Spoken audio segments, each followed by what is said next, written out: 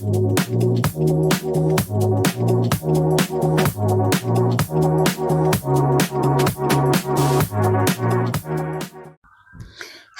and welcome to Grooving and Giving in Early Retirement. I'm Radhika. Thank you for spending your time with me today. This channel is where we talk about living our best life in early retirement, giving back to our local and global communities, and the glue that holds it all together, financial freedom. And boy, is it amazing what financial freedom can do. I am here in Kotor, Montenegro, traveling the Balkan countries. I left my career in the middle of the pandemic in 2021, a 23-year-long career to focus on my passion, A Childhood for Children, a not-for-profit that I started in 2012 that provides essential items to impoverished and underserved children. And this year, my not-for-profit celebrated its 13th anniversary. So yay!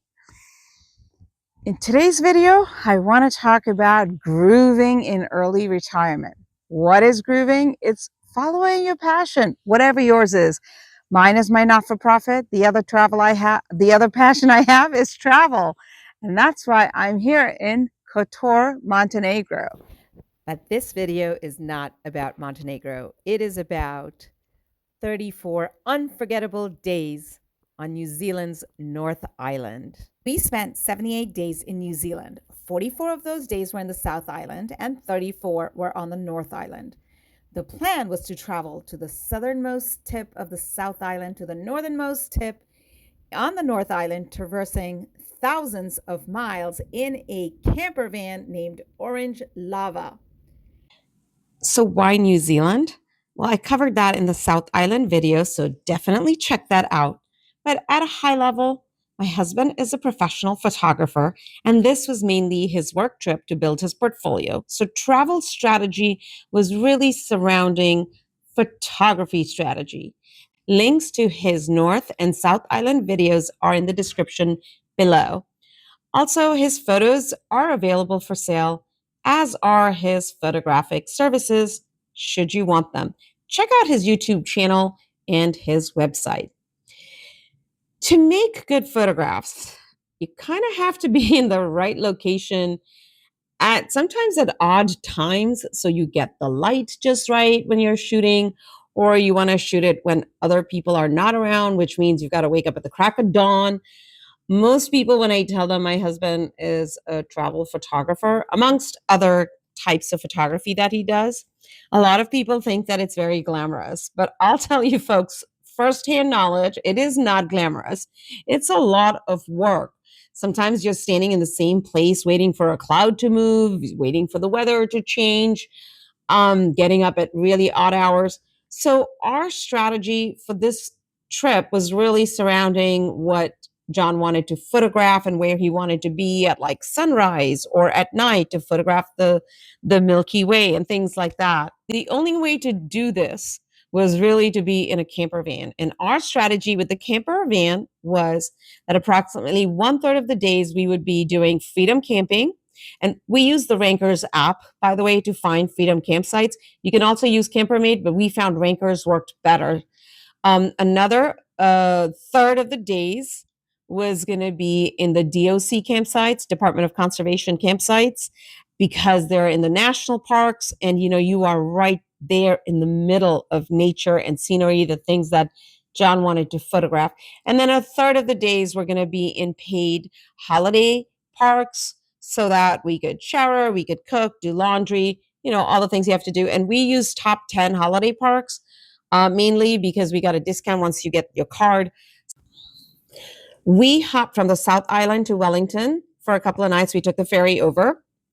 Just as an FYI, freedom camping in cities can be tricky, especially if you roll in kind of late like we did. Our ferry brought us in kind of late. So the first night we had to do a paid camping night, which is perfectly fine. The second night we then did the Evans Bay Marina freedom camping. And just a heads up, do not just park wherever you want to park. We saw camper vans getting ticketed in the early morning hours. So don't assume you can park anywhere. Make sure you follow all the freedom camping rules. Wellington is a gorgeous city and it is full of gems. If you have time, my number one recommendation is that you book a free session with Parliament. You watch the politicians in action. It's always interesting to see another country's politics and the process. So that was a really cool experience. It is free, but you just have to book it in advance. The other thing that was really awesome, which is Te Papa Museum. Now, it was raining when we were there, so going to the museum made a lot of sense. Normally, we'll do like a free walking tour when we get into a city, but in the rain, it was kind of a pain to do it. We also spent time, just being downtown near Cuba Street and checking out restaurants and some bars. It is a very lively city, and there's just a plethora of options in terms of food and drinks. After leaving Wellington, the next few days were more my vacation, which were all about wine. Definitely my kind of adventure. Years ago, I took a 16-week wine class at the New York Institute of Culinary Education, and my love and fascination and admiration for wine and wine growing has just grown enormously. Now, most people think that Marlborough is the only area of wine for New Zealand, and it's particularly obviously for white wine, Sauvignon Blanc. But Martinborough in the Wairarapa region is really great for its Pinot Noir territory. And so, of course, I visited like some amazing wineries. I visited Atarangi, Schubert, Palliser Estate.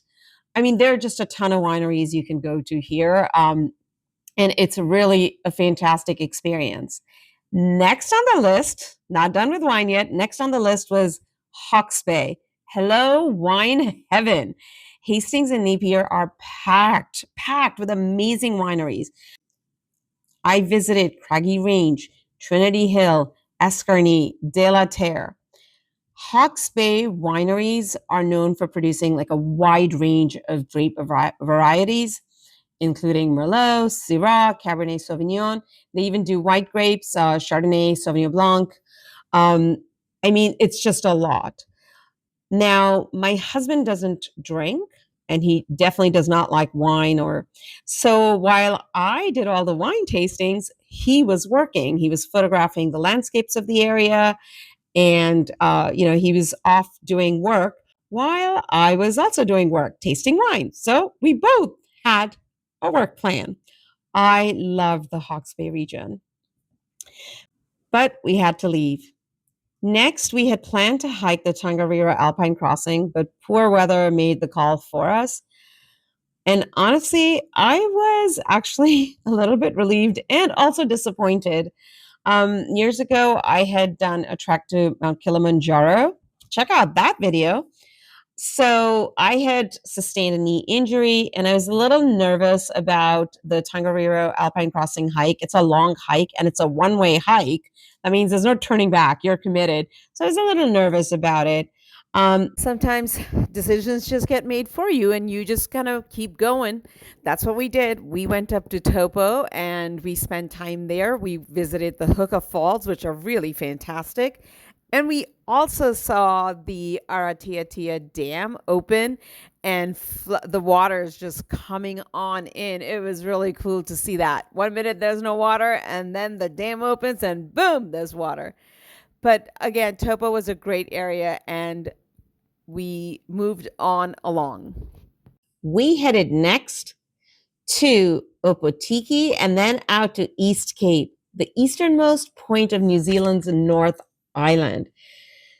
Now, it's said that when the sun rises on the earth, that is the first place to see sunrise. Although, depends on how you define sunrise. While East Cape is close to the international date line and the sun does rise early, Millennium Island, which is uninhabited, it's an island of Kiribati since they redid the international date line and the time zones. Millennium Island, I believe, is technically the first place on earth to see the sunrise every single day. Whatever, debates aside, being at East Cape was beyond magical. Oh my goodness. This place, like at night, the stars were stunning, the sunrise, the sunset, like there was nothing wrong about this place. It was so, so magical. And we had it all to ourselves. It was just the two of us. And there was a cat at our campground, which was technically closed. And so we fed the cat and took care of the cat while we were there. You know, when you are in this amazing place and it's just you, it is such a humbling moment when nature reminds you how small and insignificant you really are. I felt so small and so far away, but my goodness, it was absolutely breathtaking. It gives me the chills just even thinking about it. So if you get a chance to go, go. It's a hard drive out there, but go. Next, we made our way to Rotorua, and the highlights of Rotorua in this area included thermal pools at Waikiki Valley and stunning, stunning, stunning redwood trees. If you've had the chance to go to the Redwood National Park in California, you know what I'm talking about. Redwood trees are just amazing. So you can do the tree walks during the day, and you can also do it at night. We chose the night walk, and this is where you're walking among the trees, and they're like bridges that are swung between trees, and so you're walking high up in the trees, and it's really cool. It is truly memorable, and again, worth the experience. While we were in that area, we also did a cultural visit to the Wakare Warewa experience. It's the living Maori village, and these activities are a little pricey, but I always say that don't scrimp on the memorable experiences, economize elsewhere.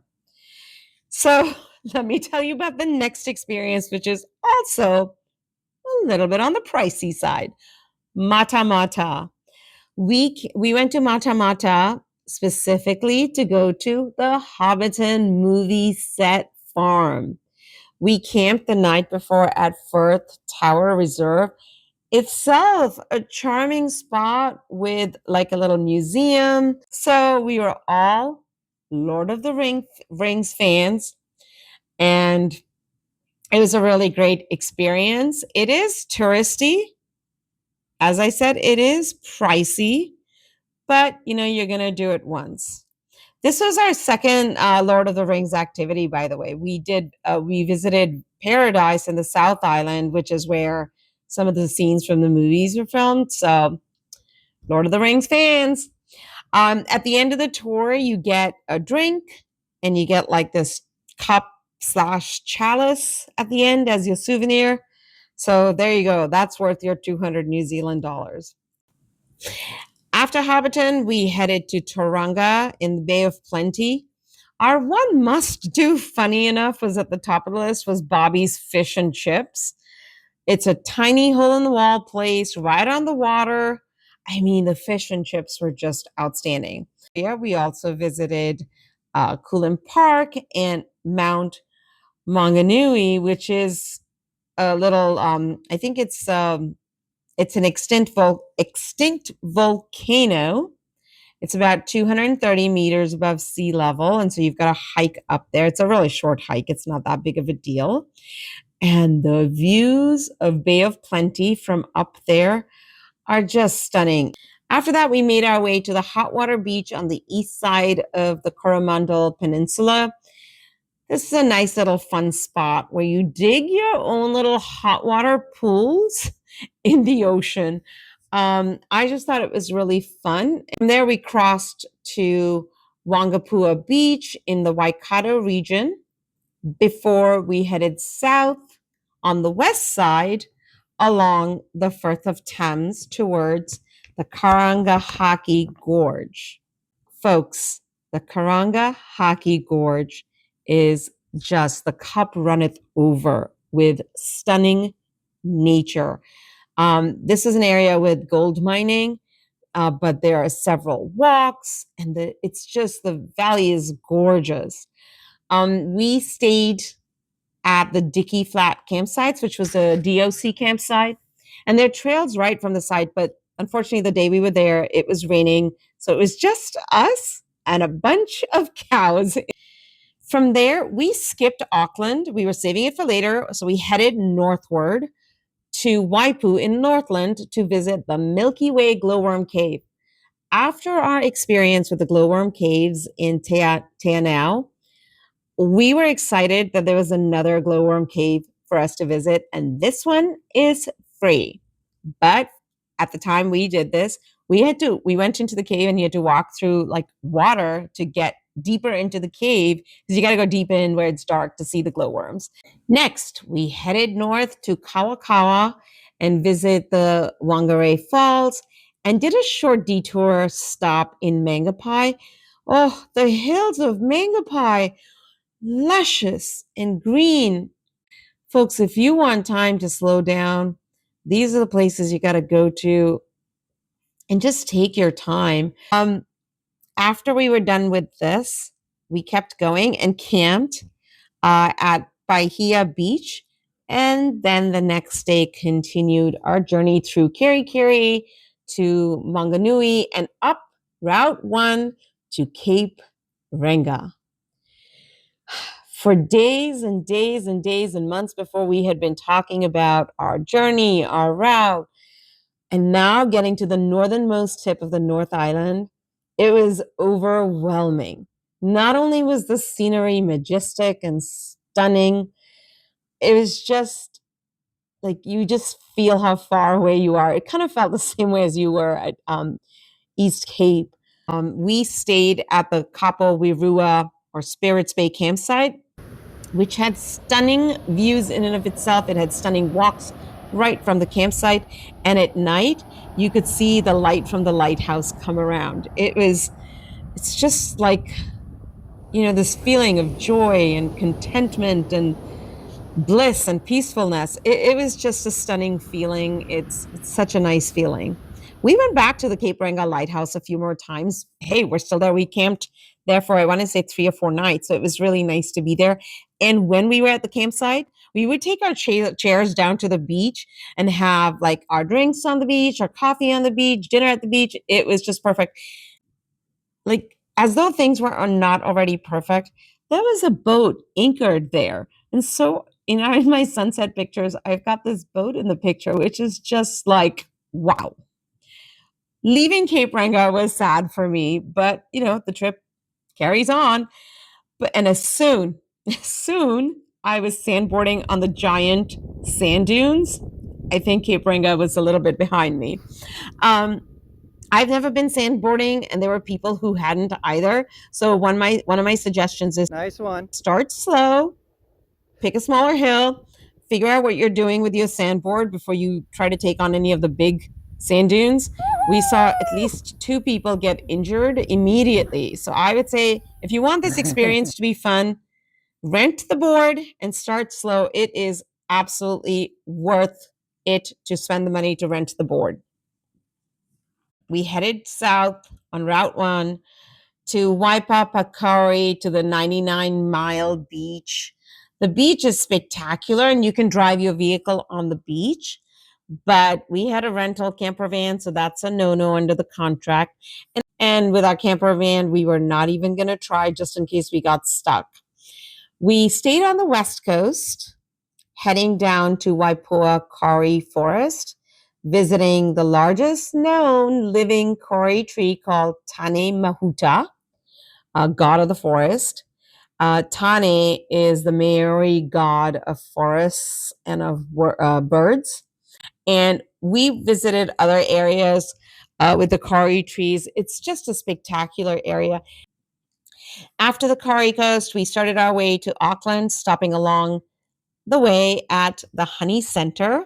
Really cool place. You can do honey tasting. You can buy different types of honey. And the Honey Center has a live bee wall. We spent like hours watching bees. After this, next stop for us was the Shakespeare Regional Park north of Auckland. This is a gem of a park. We camped outside the park one night and then inside the park. And I would say, folks, it is spectacular. If you get a chance, definitely camp inside the park. The park has a lot of walks You can walk across farmland and native bush. There's so many panoramic views of the Hauraki Gulf and the islands.